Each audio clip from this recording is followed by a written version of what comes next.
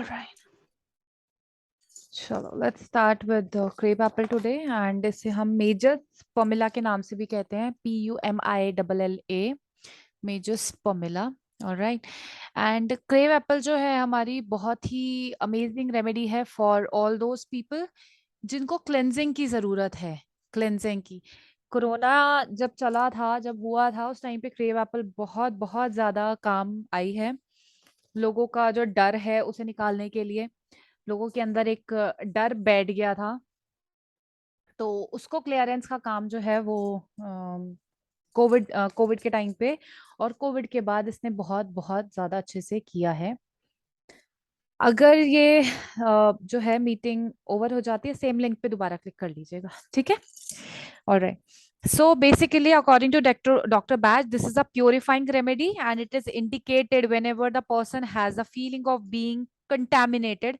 For example, by an illness, या हम कहते हैं कि हमें किसी ने जकड़ लिया है, या हम बहुत ही गंदे हो रखे हैं, एक डर्ट वाली फीलिंग अगर इंसान को आती है, क्लेंजिंग चाहिए होती है, क्लेंजीनेस नहीं फील होती है, तो ऐसे सिचुएशन में जो है हम क्या करते हैं, वी आर अप टू, हम अगर उसको क्रेव एप्पल देते हैं तो उसका मेंटल क्लियरेंस हो जाता है।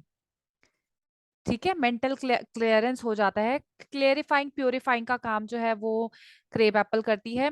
और आपने देखा है, कई बार किसी को ना बहुत ज्यादा पिंपल्स हो रहे होते हैं, बहुत, उसको अपने आप से ना डर्टी फीलिंग आने लग जाती है।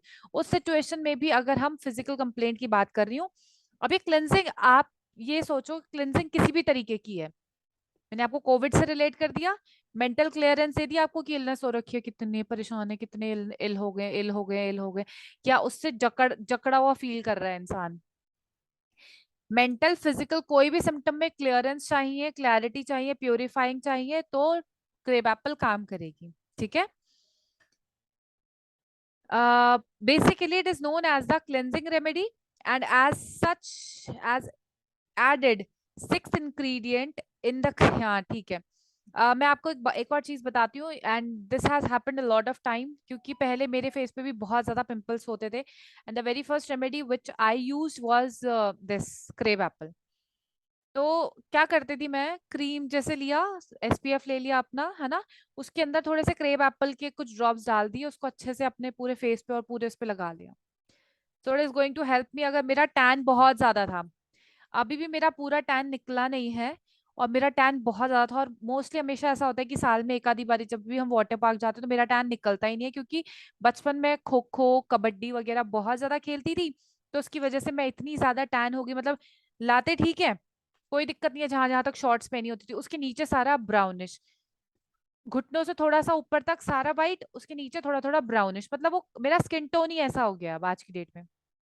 पर जब इसे लगाना शुरू किया तो पहले से कुछ जो टोन था वो डाउन गया, पहले बहुत ज्यादा था, मतलब वो पता लगता था, आज के टाइम में उतना पता नहीं लगता। अगर कोई बहुत गौर से देखता ना, ये कैसा है, ये कैसा है, तब उसको बहुत बहुत उससे पता लगेगा, वरना नहीं पता लगता। ठीक है। सो ये अगर यूसेज किसी को करवानी है पिंपल्स के लिए, तो आप क्रीम में भी डाल के दे सकते हैं, it is going to help you. Sometime in a crave apple state we dis dysregulate genuine problems and concentrate obsessively on the thing that we have fixed on, sometimes a quite minor aspect of whole life. कभी कभी क्या होता है कि हम उस चीज के बारे में एकदम स्टक हो जाते हैं, साइकोटिक कहते हैं होम्योपैथी में इसको, कि जैसा हमने सोच लिया वैसा ही होगा, तो उससे छुटकारा दिलाने के लिए भी जो है क्रेब एप्पल बहुत ही अच्छा काम करती है। ऑब्सेसिव कंपल्सिव डिसऑर्डर के बारे में आपने सुना होगा, क्या करता है पेशेंट, बार बार हाथ धोता है, सफाइयां करता है, उसको ये होता है कि बस मैं कितना गंदा हूँ, साफ कर लूं, बस बच्चे बाहर से आए पहले हाथ धो पैर धो, मतलब इतना कि घर वाले उससे परेशान हो जाते हैं। तो ऐसी सिचुएशन में भी अगर क्रेब एप्पल दी जाएगी, so crab apple is going to help them उनकी जो क्लैरिटी है उसको कवर करने के लिए। If we talk about the indication, तो इंडिकेशन में हम बात करेंगे कि व्हेन वी फील अनक्लीन और have a hard time accepting your own self image. कई लोग होते हैं ना, झूठ बोलते हैं, अपनी जो सेल्फ इमेज है उसे नहीं एक्सेप्ट करते हैं, और उसकी वजह से उनको काफी ज्यादा सफरिंग्स होती रहती है। तो ऐसे लोगों के लिए जो क्रेव एप्पल है वो क्लियरली आप दे सकते हैं। अभी जो सेल्फ इमेज वाली एक्सेप्टेंस है, आपको ऑब्जर्व करना पड़ेगा, for that you have to be a keen observer. वो इंसान आपको नहीं बताएगा, इंसान आपको नहीं बताएगा कि भाई मैं अपनी सेल्फ इमेज एक्सेप्ट नहीं कर सकता हूँ। इफ आई से, तो आपको 100 पेशेंट्स में से एक पेशेंट बताएगा कि मैं, मेरे साथ ये दिक्कत अब आ रही है कि मैं अपनी सेल्फ इमेज ना एक्सेप्ट नहीं कर पा रहा हूँ। क्योंकि हो सकता है कि वो पर्सन एजुकेटेड होगा, हो सकता है कि उसे इस चीज की समझ होगी, मे बी दैट्स वाई वो इस चीज को जो है बोल रहा है, बता रहा है। नहीं तो पेशेंट बिल्कुल एक्सेप्ट नहीं करेगा। और जब नहीं करता है तो फिर वहां पे आपको खुद ही ऑब्जर्व करना पड़ेगा, या फिर जो साथ में अटेंडेंट आया होता है वो आपको बताएगा कि इसकी पता है क्या प्रॉब्लम है, दिखावा बहुत ज्यादा करता है, अपनी सेल्फ इमेज को नहीं एक्सेप्ट करता है, और उसकी वजह से इसकी प्रॉब्लम थोड़ी सी बढ़ जाती है। और जब सामने वाले को पता चलता है कि इसकी एक्चुअल जो कंडीशन है वो क्या है, कैसा है, तो इसको बहुत ज्यादा हाइपर हो जाता है, और फिर वहां पे भी दिक्कतें आ जाती हैं। ठीक है। सो ऐसी चीजें अगर देखने को मिलेंगी तो क्रेव एप्पल दी जा सकती है। If you see about the keywords, तो कीवर्ड्स में आप लिख सकते हैं अनक्लीनलीनेस, सेकंड अनक्लीन, थर्ड अनप्योर, और ओसीडी। ओसीडी मैंने आपको बताया, ऑब्सेसिव कंपल्सिव डिसऑर्डर। अब पेशेंट पेशेंट जो है unclean, unpure, OCD.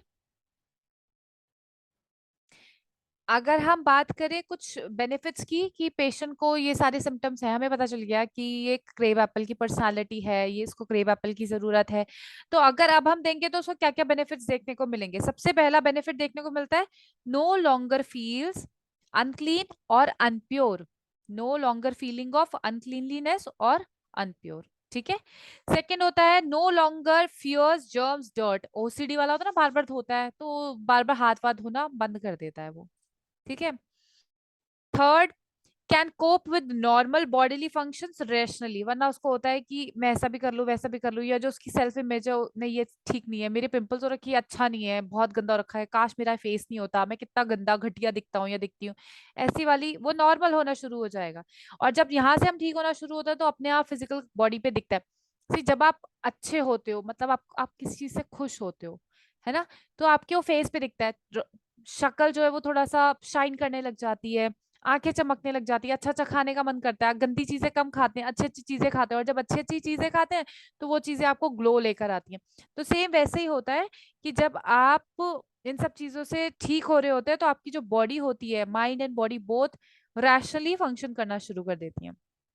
Fourth one is able to control OCD thoughts and behaviours. Okay, OCD के जितने भी थॉट्स एंड बिहेवियर्स हैं उनको कंट्रोल करने का बहुत बहुत ज्यादा काम करती है। And the very fifth one has a sense of perspective around cleanliness. अगर क्लीनलीनेस नहीं भी होगा तो लगेगा it's okay, I will calm down and I will tackle that, and जो सिचुएशन है आई विल हैंडल इट, और उसे थोड़ा सा बेटर फील कर होना शुरू होता है। ठीक है। I think it's 2 minute left, आप दोबारा एक बार लॉग इन कर लें। Just hold on a second.